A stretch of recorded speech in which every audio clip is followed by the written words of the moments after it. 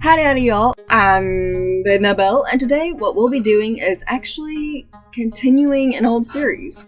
Today we'll be drawing some of y'all's OCs. Now I only have one take to do all this, and I'm sorry if you hear any background noise. My siblings are watching TV and refuse to turn it down, so they're going to get called out in this video. Without further ado, let's go ahead and jump right into it. First OC that was chosen by the randomizer is Niles by Nazo. Niles really seems like an interesting anime protagonist kind of character, but his world and story seems like it would be a blast to write as much as Niles is to draw. I can kinda tell that the style that Nazo was leaning towards was more anime, which with the hair, face, and eyes, it's very apparent that it does take some inspiration from anime. Which there's nothing wrong with that. In fact, some of the best OCs take inspiration from anime. Now, before we get too carried away, let's go ahead and talk about the story and the character itself, seeing as Nazu does have a little bit of info on Niles. Time to put on my narrator voice. The legacy of the past died long ago, and yet his heart never faltered. He took upon the sacred oath to restore what had been shattered. He chose to walk the path of ancient heroes, to fulfill the vow they had made. He will bring peace to this fractured world, no matter what it takes. Born in the ironically named town of Paradise, Niles only wished for one thing: to grow up and become a hero of legend on par with the legendary Arcanite. Fate would favor him when, on his 16th birthday, he took the coming-of-age ritual of Paradise to enter the Cavern of Fear and take on his greatest nightmare. With his task completed, Niles found a sword in the cavern, a weapon known as a brave arc. Now joined by the priestess Angela, Niles begins on a journey to meet King Fortinbras.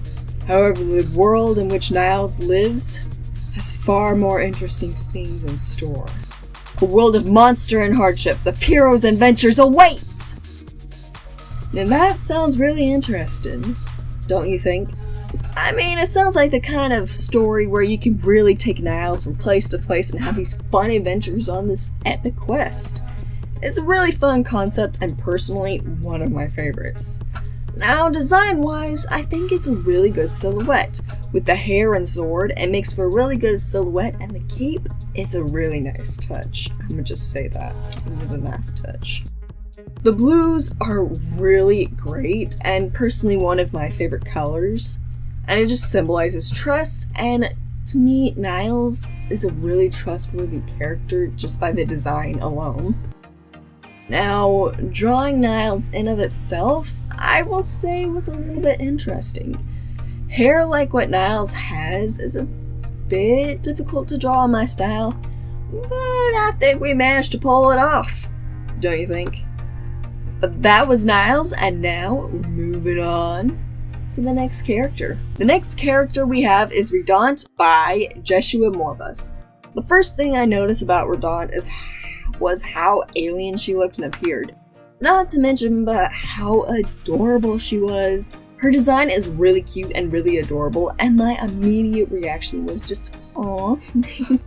Redaunt honestly really strikes me as the kind of character who enjoys reading, gardening, knitting, and has a cat, that sort of thing. And when I read her bio, honestly, it sounds really cool too, with an interesting concept.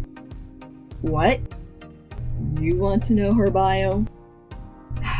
Well, alright, I suppose we could read it for you, but maybe just this once. From her appearance, you can notice she's really not from around here. In a future version of our world, she comes from another planet. She had her differences with her culture, and more exactly with her family, so she ran away from home. Admitted in an orphanage and educated in the earthly ways. Now she's a maid in the same orphanage that helped her in her lowest moments. And all the while applying her herbalist knowledge to be a budget doctor in the establishment. Until one day, a strange woman falls from the sky, Inacia. Strange because she appeared from nowhere. because her independence, her beauty, and heck, because she was able to make anything appear from thin air with just a thought. Clothes, easy peasy. Tools, coming right up. A tent, no problemo. A huge subterranean spire bigger than a palace, just give her a minute. From that moment on, Rennet will fight for the affections of that woman who screams freedom on every move, to study medicine under her tutelage, and above all, to learn the ways of the snow, to be able to cause miracles as an Asa does. Basically, humanoid alien learns to create things from thin air. Honestly, it's a really fun concept, and I mean, I'm really interested in how the story would progress and how the powers work. How does it affect the world around them? Are there checks and balances? That sort of thing. And as a little shout out to Joshua Morbus, but their OC Redaunt is actually from their novel The Search on DeviantArt. So if you're interested in the story, I highly recommend looking them up because they worked really hard on the story and they put a lot of love and thought into the characters, world, and story art. Go show them some love, people. Okay, so for the last OC for this video, and the one whom the owner of the OC said I could take liberties with the story itself, that's a lot of trust in me and I hope they like it. But before I get too carried away, the name of the character is... Actually, I couldn't find the name, so I won't give her a name, but this story is from I Am a Klaus, and I hate it. I hope I pronounced their user correctly. Honestly, when I first saw this OC, I thought they looked really cool. I loved the colors and the artwork surrounding them, and to be honest, the design is really fun, especially the hair. You just don't see a lot of hair like that on OCs nowadays. Now the base story surrounding said character is also really interesting, and it is what we're going to base the rest of this OC story on. But first we better read to you the basis and main idea behind the story before we get carried away. She's a medical student from a sci-fi comic that the owner of the OC spends like half a year making but gave up on. She's from a rich but broken family and studies medicine, but is conflicted as she really wants to help people. But in the sci-fi future she lives in, only a minuscule amount of suffering and death is caused by diseases and medical problems. One day through accident, she gets involved with a small bounty hunting team. She gives up on school and becomes the team's medic. The team basically does the opposite of what she would like to do, but a group of professional mercenaries that take suggestions, lets her prod and poke the society she lives in ways she couldn't otherwise. She's very smart, nice, and helpful to people. When she has to fight, she fights in a way as to not hurt her opponents. She will shoot in the direction of the enemy, but always miss.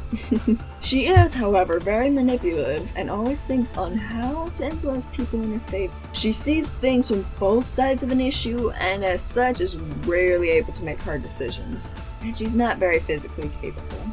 So that's the information that they gave me, plus a couple of messages back and forth to confirm a few suspicions that I had and a few questions. Now with that being said, I think we waited long enough to hear about the story, so sit back, my friends.